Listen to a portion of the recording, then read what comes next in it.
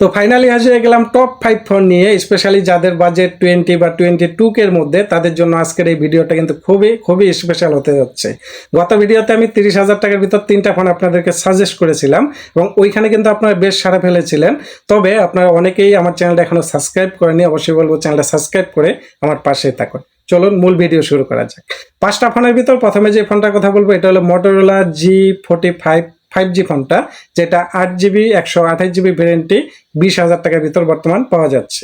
এই ফোনটা ডিসপ্লেতে ব্যবহার করেছে 6.5 ইঞ্চির একটা IPS LCD 120Hz রিফ্রেশ রেটের HD+ রেজুলেশনের ডিসপ্লে, পিপিআই ডাইমেনশন 270, আর এখানে প্রোটেক্ট করতেছে কর্নিং গোরিলা গ্লাস 3। এই ডিসপ্লেটা আপনি IPS ডিসপ্লে হওয়াতে কালার কোয়ালিটির একটু ঘাটতি বুঝবেন, তবে ডিসপ্লেটা সাইজে ছোট হওয়াতে এই কালার কোয়ালিটির ঘাটতিটা অতটা ফিল করবেন না। এই ফোনে সফটওয়্যারে পাচ্ছি আমরা Android 14, আর প্রসেসরে ব্যবহার করেছে ওয়ালকাম স্ন্যাপড্রাগন 6S Gen 3, এবং এইটা কিন্তু একটা 6 nanometer প্রসেসর, যেটা দিয়ে আপনি রেগুলার গেম টেম খেলতে পারবেন, হালকা পাতলা গেমিং করতে পারবেন, টপ লেভেলে গেমিং করতে পারবেন না, আর রেগুলার কাজবাজ কিন্তু অনায়াসে করতে পারবেন, যেমন ইউটিউব, ফেসবুক, ইনস্টাগ্রামে অ্যাপসগুলো অনায়াসে চালাতে পারবেন। এখন আসি ক্যামেরাতে। এটাতে মেন ক্যামেরা 50 মেগাপিক্সেলের এবং 2 মেগাপিক্সেলের একটা ডেপথ সেন্সর ব্যবহার করছে, এবং এটা দিয়ে আপনার ভিডিও করতে পারবেন সর্বোচ্চ 1080p 30fps পর্যন্ত। সেলফি ক্যামেরা 16 মেগাপিক্সেলের, এটা দিয়েও 1080p 30fps পর্যন্ত ভিডিও করা যাবে। সর্বশেষে আসি ব্যাটারি সেকশন নিয়ে। 5000 mAh একটা ব্যাটারি রয়েছে এবং 18 ওয়াট একটা ফাস্ট চার্জার ব্যবহার করা হয়েছে, যেটা দিয়ে আপনি 1 থেকে 1.5 দিন ব্যাটারি ব্যাকআপ পেয়ে যাবেন, এবং এটা দিয়ে 18 ওয়াটের চার্জার, যেহেতু এখানে আপনি 1.5 থেকে 2 ঘন্টার ভিতর ফুল চার্জ করতে পারবেন এই ফোনটা। তবে এই ফোনটা বর্তমান যেহেতু ফোনের দাম অনেক বেশি, তো এই বাজেটের ভিতর আপনি যদি ডিসপ্লেটাকে একটু স্যাক্রিফাইস করেন, তাছাড়া কিন্তু এই ডিসপ্লেটা বাদ দিয়ে সবকিছু আমার কাছে ঠিকঠাকই মনে হয়েছে এই বাজেটের মধ্যে। আমি তারপরে যে ফোনটার কথা বলবো এটা হলো স্যামসাংয়ের একটা phone, Samsung Galaxy A17 4G ফোনটা। এই ফোনটা কিন্তু বর্তমানে মার্কেটে পাওয়া যাচ্ছে 23,000 টাকার ভিতর, যেটা হলো 8GB 256GB ভেরিয়েন্টটি, এবং এই ফোনটা তো কিন্তু ব্যবহার করা হয়েছে 6.7 ইঞ্চির একটা সুপার অ্যামোলেড ডিসপ্লে, যেটা 90Hz রিফ্রেশ রেটের, এবং এই ডিসপ্লেটা কিন্তু ফুল HD+ রেজুলেশনের ডিসপ্লে, আর পিপিআই ডাইমেনসিটি 385 পিপিআই ডাইমেনসিটি ব্যবহার করা হয়েছে, আর কর্নিং গোরিলা গ্লাস ভেক্টাসের প্রোটেকশন থাকছে এই ডিসপ্লেটাতে।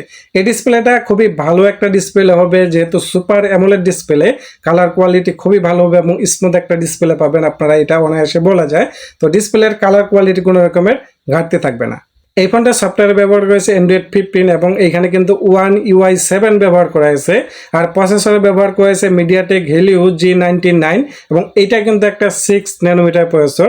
সেই প্রসেসরটা আপনার মনে করেন যে বিশেষ করে ইনফিনিক্স এবং টেকনো ফোনগুলোতে দেখে থাকি, এই প্রসেসরটা কিন্তু একটা মনে করেন যে খুব পরিচিত একটা প্রসেসর। G99 এবং G100 আলটিমেট, এই প্রসেসরগুলো কিন্তু এরকম বাজেটের ভিতরে বিশেষ করে 20 থেকে 25 বা 28,000 টাকা ফোনের ভিতর আমরা ব্যবহার করতে দেখি।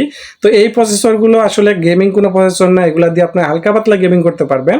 ওভারঅল বাকি কাজগুলো যেগুলো আছে, যেমন ফেসবুক, ইউটিউব, ইনস্টাগ্রামের অ্যাপসগুলো চালাতে পারবেন, হালকা পাতলা গেমিং করতে পারবেন এই অ্যাপস। এখন আসি ক্যামেরাতে। এটাতে 50 মেগাপিক্সেলের মেন ক্যামেরা ব্যবহার করেছে এবং 5 মেগাপিক্সেলের একটা আল্ট্রা ওয়াইড ক্যামেরা ব্যবহার করেছে, এবং 2 মেগাপিক্সেলের একটা ডেপথ সেন্সর ব্যবহার করা হয়েছে। আর এটার ক্যামেরা কোয়ালিটিও মোটামুটি ভালো হবে, সেই সাথে এটা দিয়ে আপনি ভিডিও করতে পারবেন সর্বোচ্চ 1080p 30fps পর্যন্ত।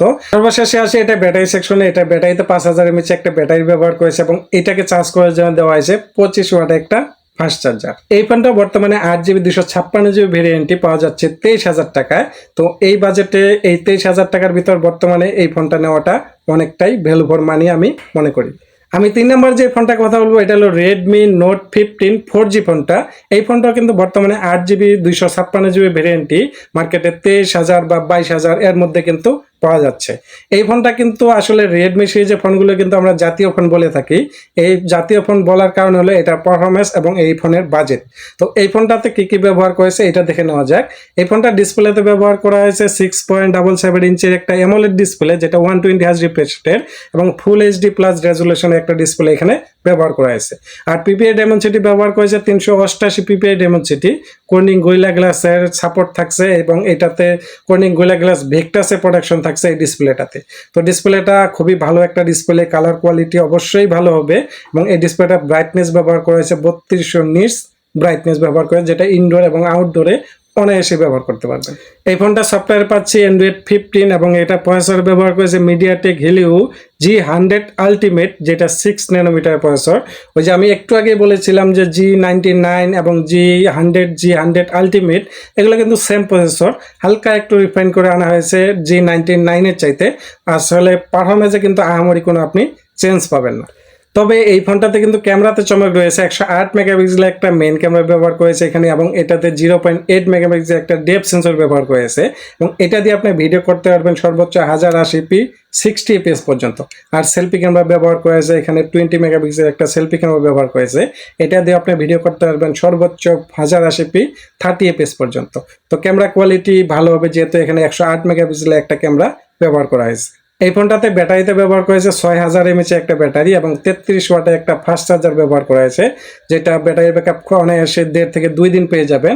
এবং এই ফোনটা কিন্তু বর্তমানে মার্কেটে পাওয়া যাচ্ছে 6GB 128GB ভেরিয়েন্টটা 23,000 বা 22,000 টাকা এর মধ্যে কিন্তু পাওয়া যাচ্ছে। আমার লিস্টে থাকা 4 নাম্বার ফোনটি হলো টেকনো স্পার্ক 15 5G ফোনটা। এই ফোনটা কিন্তু নতুন একটা ফোন, নতুন লঞ্চ করে একটা ফোন, এটা কিন্তু একটা অফিসিয়াল ডিভাইস। তো এই ফোনটা কিন্তু বর্তমানে পাওয়া যাচ্ছে 12GB 256GB ভেরিয়েন্টে 20,000 টাকায়। তো এই ফোনটাও কিন্তু খুবই ভালো স্পেক অফার করতেছে। এই ফোনটার ডিসপ্লেতে ব্যবহার করা হয়েছে 6.78 ইঞ্চের একটা IPS LCD ডিসপ্লে, যেটা 120Hz রিফ্রেশ রেটের এবং ফুল HD plus রেজুলেশনের। PPI Dimensity 259 PPI Dimensity এখানে ব্যবহার করা হয়েছে। তো এই ডিসপ্লেটাও ভালো একটা ডিসপ্লে হবে, তবে ওই যে AMOLED এর চাইতে কালার কোয়ালিটিতে একটু ঘাটতি থাকবে। এটা যদি আপনি মেনে নিতে পারেন তাহলে এই ডিসপ্লেও কিন্তু ভালো কিছু অফার করতেছে। এই ফোনটা সফটওয়্যার পাচ্ছি আমরা Android 16 এবং এখানে iOS 16 ব্যবহার করা হয়েছে। তো সফটওয়্যার এক্সপেরিমেন্ট ভালো হবে, এবং যেহেতু একদম লেটেস্ট সফটওয়্যার আপডেট পাচ্ছি আমরা, এখান কিন্তু এই জিনিসটা ভালো লাগলো আমার কাছে, কারণ এই সফটওয়্যার এক্সপেরিমেন্টটা কিন্তু খুবই ভালো হবে। যদিও ইনফিনিক্স বা টেকনোর এদের সফটওয়্যার এক্সপেরিমেন্ট খুব একটা ভালো না, তবে আগের চাইতে অনেকটা কিন্তু রিফাইন করা হয়েছে। আর এটা প্রসেসর ব্যবহার করা হয়েছে MediaTek Helio G81 এবং এটা কিন্তু একটা 6 ন্যানোমিটার প্রসেসর। তো এই প্রসেসরটা আর কি রেগুলার কাজবাজ করতে পারবেন, হালকা পাতলা গেমিং করতে পারবেন। আমি এর আগে যেই বলছি যে ওই প্রসেসরগুলোর মতোই কিন্তু এই প্রসেসরটাও একটু মানে খুব যে আহামরি আপনি পারফরমেন্সের চেঞ্জ পাবেন তা না, যেহেতু রেটটাও একদম পাশাপাশি, তার কারণে আপনি সিমিলার পারফরমেন্সে কিন্তু এখানেও পেয়ে যাবেন। এই ফোনটাতে ক্যামেরাতে রয়েছে সিঙ্গেল একটা ক্যামেরা, যেটা 50 মেগাপিক্সেলের, এবং সেলফি ক্যামেরা ব্যবহার করা হয়েছে 8 মেগাপিক্সেলের।